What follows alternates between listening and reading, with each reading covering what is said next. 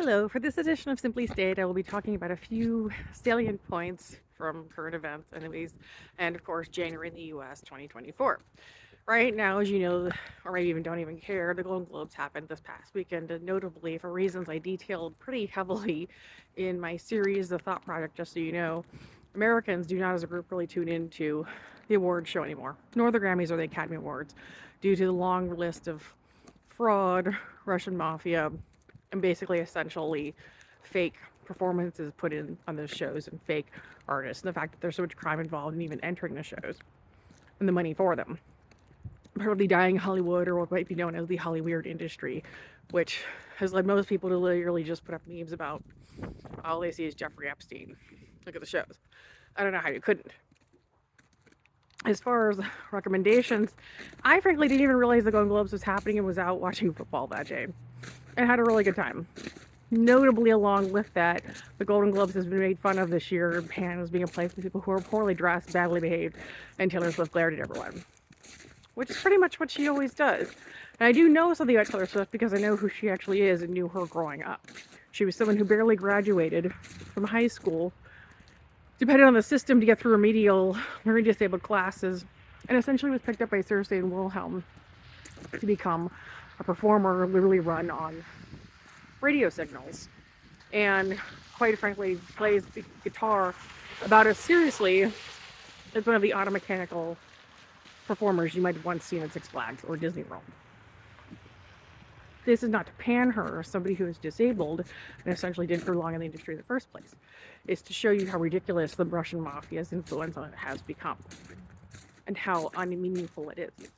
Here I am even talking about any of it, and the reality is most Americans are already aware of this, which is why they don't value the shows anymore or even watch them. And who would?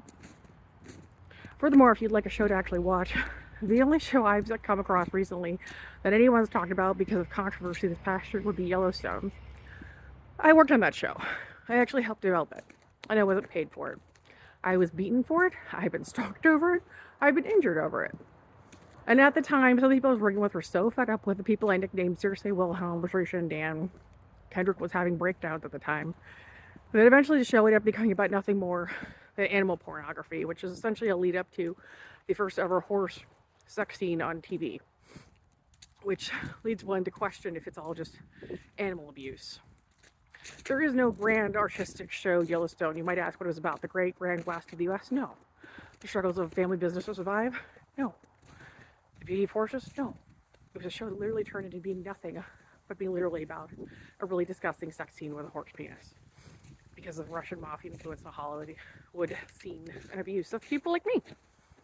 Because even I, as an artist and an intelligent woman who was denied the chance to go to medical school and now apparently nursing school to all this craziness, and in poor days as a result, cannot fight an uphill battle against big men in the Russian Mafia who really want to make a bad television show about horse penis. I wouldn't bother with anything related to Kevin Costner ever again either. I certainly don't value Dances with Wolves as a movie today.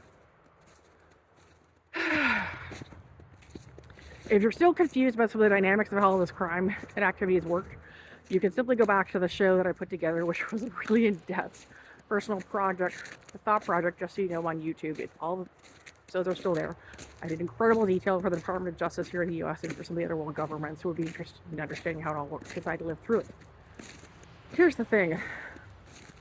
We all have lives to live. Nobody has time for the FSB's modern chicanery and tricks today.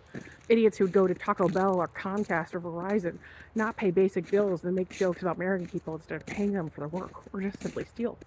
Notice the number of clothing thefts that happened before the Golden Globes. How many of these so-called performers wore clothing that was stolen by the FSB here in the U.S. to wear on TV in a broadcast that not even I would bother to watch?